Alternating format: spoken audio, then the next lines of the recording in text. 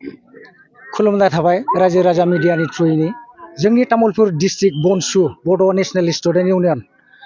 जेनेबा जोङो 4 आगष्टनिफ्राय जोङो बे खेलाखौ फुटबल टुर्नामेन्टखौ जागायजेननाय जादों। फैयै फैयै दा दिनैसिम 12 आगष्ट दिनै माने लास्ट माने फाइनाल लास्ट फाइनाल गेमाव दङ दा जोंना सुसिपुर एफसि आरो बड'सा कुमारकाटा एफसिनिफ्राय मोननैबो टीमा दा मोजां गेलेगासिनो। थ' बुंनो सानो जोङो जिल्लानि जानानै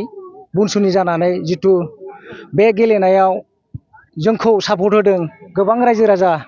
आइ आफा बिदा फंबाय आरो आंनि लोगो आंगो नोंथांमोनाबो सापर्ट होदों जोंखौ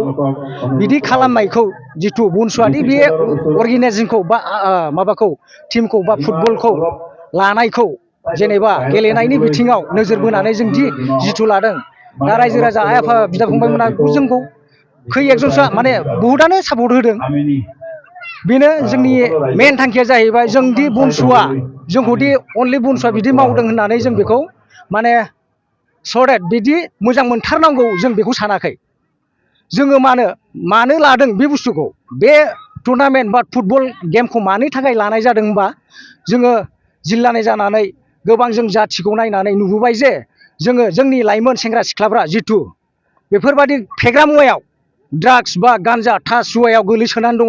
बेखौ नोजोर बोनानै जोङो बै गेमखौ लानाय जादों जाहाथे जोङो बेनि थ्रुयै जोङो मोजां जों जाथि एबा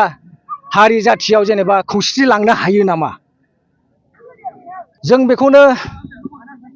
जों मावनायनिखौथ' केपासिटि बुहुत जोंनि सेन्ट्रेल टिमनिफ्रायबो मावगासिनो दङ दा डिस्ट्रिक्ट बाय डिस्ट्रिक्ट जों मावगासिनोबो दङ